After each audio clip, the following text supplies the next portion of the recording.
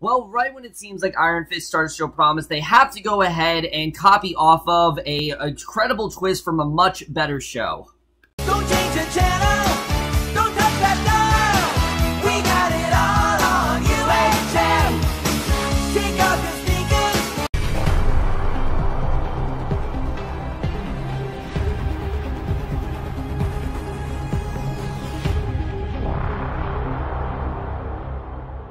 Hey guys, remember for Iron Fist Season 1, Episode 7, Felling Shreve with Roots, and I was looking forward to this episode, but as you guys know, just when it comes to Iron Fist, I'm just not hyped at all to watch an episode.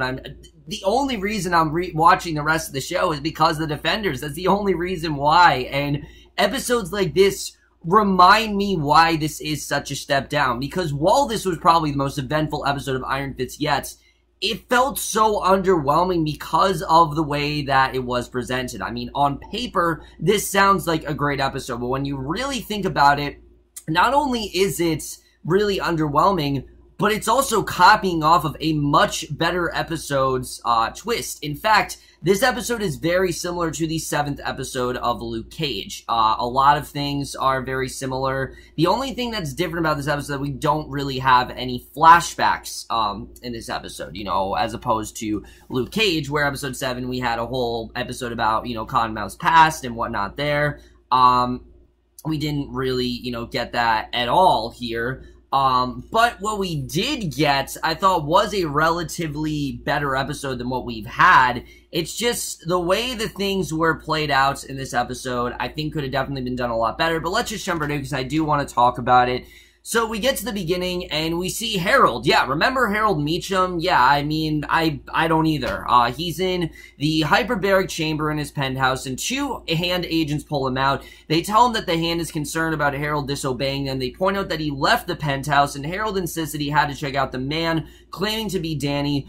Again, remember, Harold's still insisting that this man is not Danny Rand, which is just so stupid at this point. How do you not realize that this is Danny Rand? They explained that Danny and Gal met earlier. And when Harold claims that he has no idea what an Iron Fist is, which, trust me, dude, we really don't either, they say that they have to punish foolishness and prepare to cut off one of his fingers. Harold insists he's done nothing wrong, just as Dan comes in and says that they have a problem. So grabbing the knife, he kills one man while Danny dodges the gunshots of the other one. He takes him on until Harold cuts his throat. He wonders why Danny didn't just summon the Iron Fists here, you know, right there. Why didn't he do anything? And Danny says that he can't because he used it in the tournament and it drains his chi. And remember, this was a plot that I definitely was really interested in. You know, Harold going after the Iron Fist, and we do finally get something with that here. He starts dragging the bodies away. He explains that Gao's the one who brought him back to life in order to return for his services to the hand. And Danny tells Harold that Gao said she knew Wendell, and Harold claims that Wendell never shared his knowledge of the hand with him. He tells Danny that he knows what needs to be done to end it and says that he'll make the bodies disappear. However, he'll have to make it look like they did their job before they left, and cuts off his own finger. Just right then and there, just cuts off his own finger. And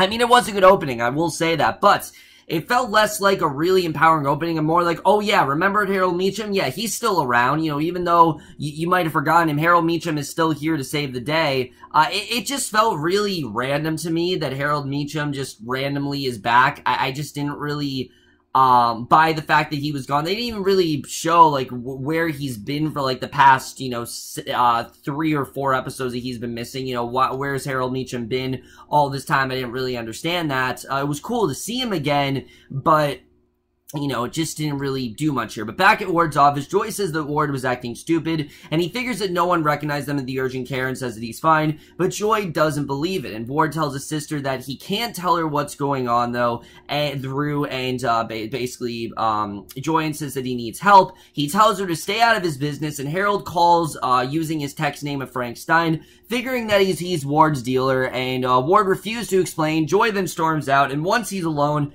he takes the call, and Harold says that he needs Ward's help at the Penthouse. And again, the fact that Ward is keeping this from Joy, still keeping it from her, we're on episode 70, still keeping the secret from her, is just really unrealistic, and it's just so far-fetched at this point. It feels like it's such an afterthought. Like, oh yeah, Ward's keeping the secret from Joy. I completely forgot about this plot point, but, I mean, it just shows you how much I care about these characters. But Harold says that he needs Ward's help at the Penthouse, and Ward finally agrees to come over. So at the dojo, Colleen is stitching Danny's arm wound, and she warns him that the hospital isn't really safe, and he tells her about Gao and that she knew his father. And Claire's, by the way, is just missing from this episode. Like, she's just kind of disappeared. And Colleen suggests that she was lying to undermine his will to fight. And Claire calls and says that Sabrina is safe. And Colleen then offers him a drink. So Danny talks about how he and his friend Davos drank wine in Kunlun. And Colleen asks him about the dragon tattoo. And he explains it's a mark of the Iron Fist and is passed down from generation to generation.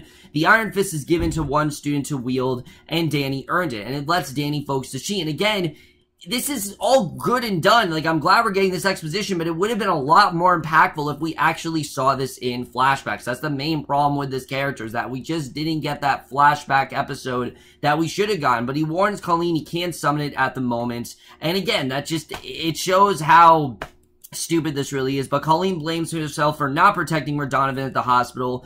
Danny points out the chemist was his responsibility. She figures that Danny will keep trying to stop the hand. Danny says that he can't quit, and when Danny prepares to go, she asks him to stay and kisses him, and they then proceed to have sex. Just randomly, they have sex, which, I mean, I guess we're supposed to feel for, but here's the thing. Danny and Colleen, they haven't really had much flirtation throughout the show. With Luke Cage and Misty Day, they had one-on-one date, and it was inevitable that they were going to hook up. You know, with Luke Cage and Jessica Jones, that was inevitable that they were going to hook up. I mean, you could tell, obviously, that was what was going to happen. With Daredevil and Karen, they really did, they really did, the pacing of that, they really did take the time to develop that relationship.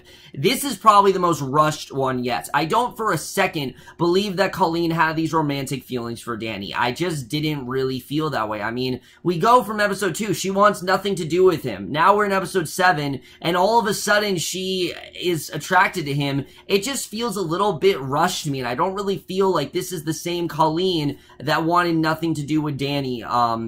Well, not nothing to do with Danny, but wanted nothing to do with Danny's work in the first, like, 3 or 4 episodes. I just didn't really believe it. And the fact that now, not only is she working with him and is basically his sidekick, but outright is now, like, his love interest, I just didn't really believe here. The ward then goes to the penthouse. He checks himself in the mirror before going inside, and Harold is busy breaking the dead man's teeth with a hammer. And again, I forgot this whole plot point of these two working together. Why? Because the show hasn't really touched upon it very well at all. And especially the way this episode ends, it just doesn't feel like that complete of a story. It feels like this, again, should be the main thing going on in Ward. We focus so much on, like, Ward's addiction problems that I've completely forgotten about this plot. And this could have potentially been the most interesting thing for this character. And I think it probably was the right arc for this character. But the fact is, the show's barely covered it at this point. And Harold tells him to take the bodies to the park. Ward then takes them to his car. He loads them in. He then takes some pills and he drives to the park and imagines one of the bodies talking to him, and he dumps the bodies into the pond. They confirm, and then he confirms that the money is in his personal account, and he drives back to the city. So the next morning, Colleen finds Danny looking out the window. She tells him she wore the same cloak, a bravado that he does to keep people at bay, and they assure each other that they like the sex, and Colleen tells Danny that he doesn't have to put up a front with her, that basically, you know, he doesn't have to worry about her, that she's with him through thick and thin. And again, it feels really rushed. Like, if they really would have developed this and, like, this was episode 10 or 11, okay, yeah, I could see it, but we're only on episode 7, and it feels like this has been completely rushed. It really did. And, again, it sucks, because I really like Colleen as a character, but the way they've done this, it feels really rushed to me. So Danny then arrives at Rand. He tells Megan to find all of his father's old files and look for any references to Gao, because obviously he knows the Gao fits in here somewhere. So Joy then ushers Danny into his office, gives him the statement that he has to recite to the board that afternoon, and she says that it will save the company's image. And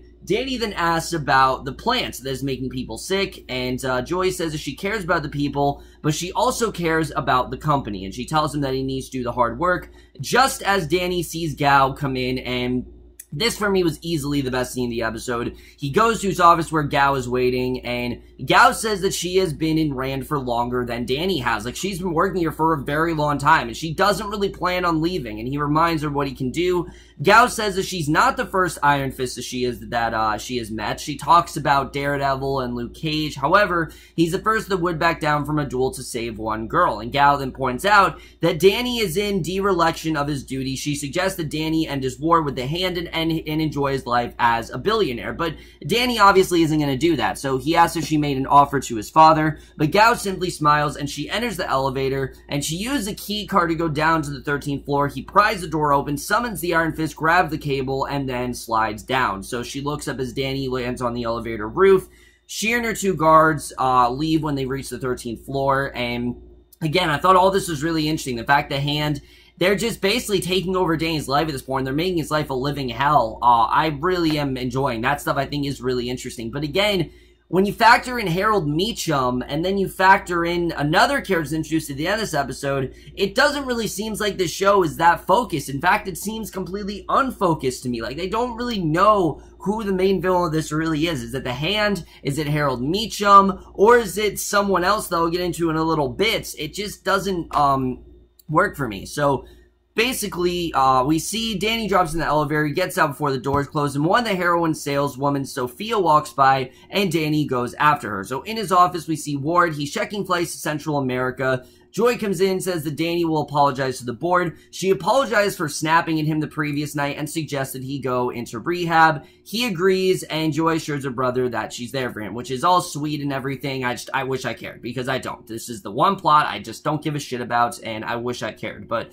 Sophie then reports the heroin distribution plans to Gao. Danny listens from outside the conference room, and she assures Gao that they'll reach their sales goals within the next 3 months. And Gao assures her that Radonovan's almost ready to give up the formula. She goes out with her men. Danny then slips in, and Sophie senses him behind her and attacks him. He easily subdues her. Sophie says that what they're doing isn't so different from what he's doing. She dares him to kill her, and he realizes that she's very scared and that she doesn't really have a choice. And she points out she can't go back to Gao because she actually killed the last person who failed her. So he tells Sophie to leave and never come back and give him her password so he can find them before they find her. So obviously, you know, again, this is the Hand. They're trying to plant all this like heroin distribution, and Colleen's exercising at the dojo. And here's what I'm talking about. Her old teacher Bakudo comes in, and again, this seems like setup for another potential threat, and it just seems like, how many villains can this show give us? And he comments on her sloppy form. He says that he's heard that Danny owns the building now. Colleen tells him about the Iron Fist. He warns that Danny's attracting a lot of attention, and Colleen needs to be cautious, and says that he'll be in touch, and leaves, which I agree. I mean, it seemed like Colleen was gonna be cautious, and that she wasn't gonna ally with Danny. Why all of a sudden she does? I guess she sympathized with him. Again, it's not clear to me, and it's not that the character's bad. It's just the writing here is not consistent with her character. They haven't given us enough with Colleen to really show, alright, this is why now she feels this way for Danny. This is how she's turned around on him. I just didn't really feel it as much as the show wanted me to. It was kind of unclear to me as to why suddenly she is on his side. But now introducing Bakudo, again, it makes things interesting, but it feels like he's just the season 2 villain. I don't know why he's here. Why is he in season 1? Like, it feels like they had all these ideas. They just need to shove him in there, and I don't know why Bakudo is included in this. He just feels really out of place, and I don't know what kind of damage he's going to do to this show, but it just doesn't seem like he really need to be in this season at all. So at Rand, Danny comes in. Megan notices that his clothing is askew. They go into his office, and Megan gets him some new clothing from the closet, and he finds one of his father's boxes, father's files, actually, a box of his father's files, and she says that that was all she could find in storage. He finds a passkey. He asks her if Rand's a good company to work for, and Megan finally says her mother lives on Staten Island, where the plan is, and she plans to call her. So he enters the boardroom late. Joy gives him the statement, ignoring it, and he says that he's made a decision to shut down the plant until they're sure that it's not causing cancer, because it seems like it very much is, and I think that's a good idea to just shut it down. And Lawrence tells him not to be a jackass, but Danny says his father is nowhere in the company. He plans to stand and fight, and when the board tells him that no one will listen to him, Danny tells him that he's already gone to Karen Page at the Bulletin. And if he went to Karen Page, why didn't we see her? Like, this really pissed me off, I have to say. Why didn't we see Karen Page in this episode? Do you know how easy it would have been to just get a scene with Karen Page and then move on? I mean, Daredevil Season 2 got a whole bunch of people. You had, you know, Foggy going to work for... It's the same thing with us not seeing Foggy. Like, why didn't we see Foggy working with, you know, Hogarth? Why didn't we get to see that here? Why didn't we see Danny go to Karen Page? I didn't understand this whatsoever. I mean, I think it's pretty much a no-brainer. Karen Page is one of the best characters in Daredevil, and she's more developed than pretty much every character in this show. Even Colleen, as much as I like Colleen, she's no Karen Page, for sure, but he tells them to look deep into the better part of themselves and realize that they're doing the right thing, and then he says that there's someplace else he has to be. So at Harold's penthouse, Danny tells him the information he got using Sophie's password. It shows that the the heroin distribution plans, and Harold claims that he didn't know about the Hand's offices on the 13th floor, and he insists they're going to get the Hand out of Rand. He makes the company honest again and says the information contains the address of the warehouse in Brooklyn where Gao is making the synthetic heroin. So Danny figures that Radonovan's there, and Harold tells him to strike Gao down while he has the element of surprise, because obviously they want to take down Gao. So when her class comes in, Colleen says that it's Daryl's last day. He's been selected for an elite training program that comes with a full scholarship to university, and she tells Daryl that he deserves it. And just as Danny comes in, Colleen shakes Danny's hand, says he's part of something bigger than himself, and afterward, Danny tells her the Hand knows who she and Claire are. So Colleen says she can protect herself. Danny tells her they have to go to get more men. And here's the thing, isn't this the reason why Colleen didn't want to get involved? Because she didn't want the Hand to know who she was? Like, I just don't understand this. Like, why is Colleen suddenly okay with this? Like, why isn't she just like, oh, you know, this is why I didn't want to get involved? I don't really understand that. So, on his way to the airport, Ward receives word that his reservation has been canceled because his credit card was actually declined. He checks his account, discovers all of his money's just gone. We don't know why, but, you know, it's just gone. And Danny and Colleen then go to the Triad restaurant and tell Yang that he can join with them and take out the heart of the Hand operation. So Yang concedes that they can fight, but warns that the Hand is Legion, and it's a very obviously dangerous situation. Danny tells them that he's heard Gao's plans for them, and if they do nothing, they'll be dead by the end of the week. And they obviously need to be very careful with the way they do this, because it's not the easiest thing to do. We know how Gao operates, we know how dangerous this is, and basically, Joy's then reading the bulletin article, and Lawrence comes in. 2 security guards come in with him. Lawrence says the board has held an emergency meeting and ousted Joy, Ward, and Danny from Rand. So yeah, they're just gone from Rand Enterprises, which, thank God, honestly, thank God, because I can't take much more of Rand Enterprises. I'm really not upset at all that Rand Enterprises is done. I mean, honestly, I'm happy about it. I don't want to see any more of Rand Enterprises, and the fact that they're all leaving Rand Enterprise, I'm completely fine with, but at the Hand warehouse, the lights go out, the Triad members then charge in. Danny and Colleen break through a side door, they take out the guard, they find Radonovan, and Danny tells them that Sabrina's safe. Radonovan says he told Gao how to make the heroin and she left for Anzu, and the chemist dies, and Danny says his parents was taken to Anzu before their plane crashed, and basically that's why Gao is going there, obviously there, and then we get to the last scene here, which this should feel like a huge scene. It does. Ward goes to Harold's penthouse. He asks how he knew, because basically he knows that Harold's the one who took this money out of his account. And Harold says that he always knew that Ward was embezzling, and he's been hiding the transactions for years. He stopped Ward from leaving the country and tells him to stop acting like a child, which honestly, I'm kind of on Harold's side here. I mean, Ward's acting a little bit childish over nothing. The fact that he took all this money from him. But Harold then punches Ward in the gut. He tells him that he's his creation, and he then shows Ward the file that Danny gave him, showing that the Hand is everywhere, and that there's no way that they're able to get away from it. The Hand will just, you know, they'll be at their every move. So Ward picks up a knife, he stabs his father in the stomach repeatedly, and again, this should be a big scene, but it doesn't help that Ward's just going, every 5 seconds, just making that noise as he stabs his father. I was honestly laughing. Like, I shouldn't be laughing at this scene, but I was. And again, it really is a lot to say about how bad Tom Pelphrey is in this role. He's just so wooden, and everything he does, it's hilarious. When they're giving him this big scene, he's just, and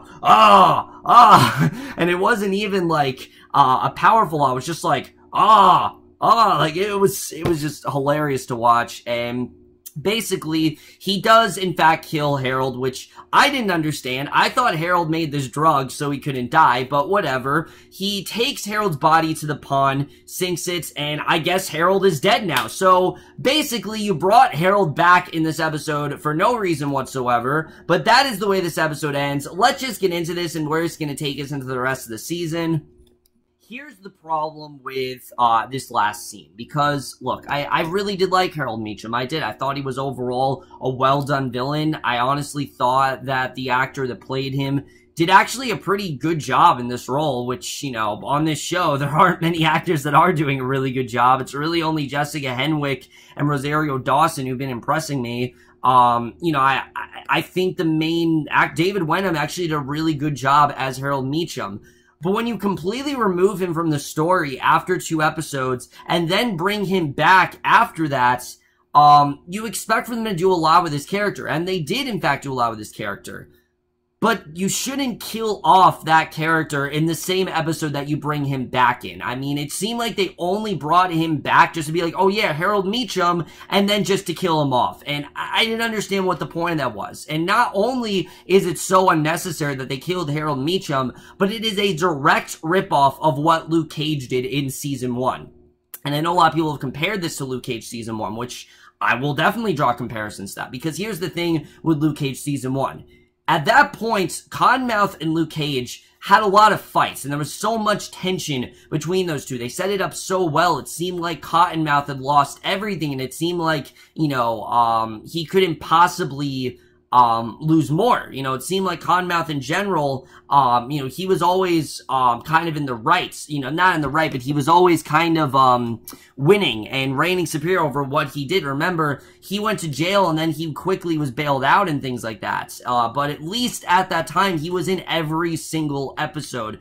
Iron Fist basically removed Harold Meacham from the story to the point where it feels like they didn't talk about him once and that they completely ignored him. And the whole thing with Warren Joy, the fact that I forgot that Ward has not told Joy their father's alive, just shows how much the show clearly doesn't care about this story. And I don't know why they even brought him back in the first place. I mean, yes, I understand they did that, but I don't know why they killed him off. Like, what was the point of doing that? The scene with Ward just really made Ward look like an immature crybaby, which he kind of is, but it was dumb. I don't get what the point of that last scene really was. It doesn't add anything to the show for me, and it just makes me feel like Harold Meacham was a pointless character. They made it seem like he was going to be the villain of the season, but now it seems like, no, that's not the case, because we got the Hand, and now we have Bakudo all of a sudden as well, who's coming to this story, and you know that he also is going to try to take down Danny, and I just don't really believe it, that all these characters are just kind of compromising what's going on here. Like, it should be a much more simpler arc, but all these things are coming in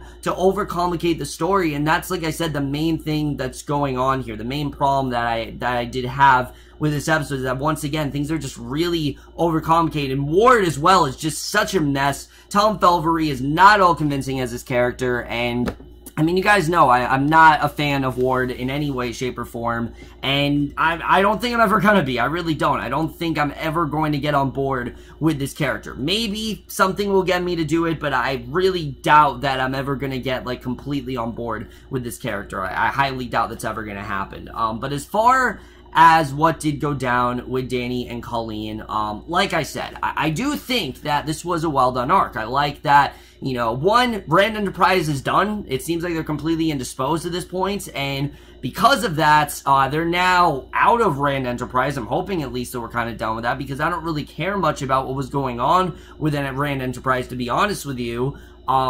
But I'm also glad that Colleen and Danny are now officially working as a team. I'm glad to see that. But I'm just not really convinced that Colleen would just be so okay with all this. I mean, we got to episodes 1 and 2. I remember her saying something like, oh, I don't want to be involved. You know, I don't want nothing to do with this. Like, we can be friends, but I don't want to be involved in what you're doing. And now we're to the point where not only are they friends, but they're basically lovers. And the fact that they had sex in this episode, I didn't feel it at all. Like, there's been no sexual tension between Colleen and Danny. It's felt very much just like a partnership, and I didn't believe that these two had romantic feelings for each other in that way. I just didn't really think that the show, you know, would really go there. In my opinion, at least, I didn't really think that was something that the show would really try to capture. And again, Jessica Henwick is doing amazing stuff in this role, but I just didn't believe that Colleen would fall for Danny that quickly. It just seems kind of rushed to me in that regard. And then Claire being on this episode as well was definitely a loss. I definitely did miss Claire's wit.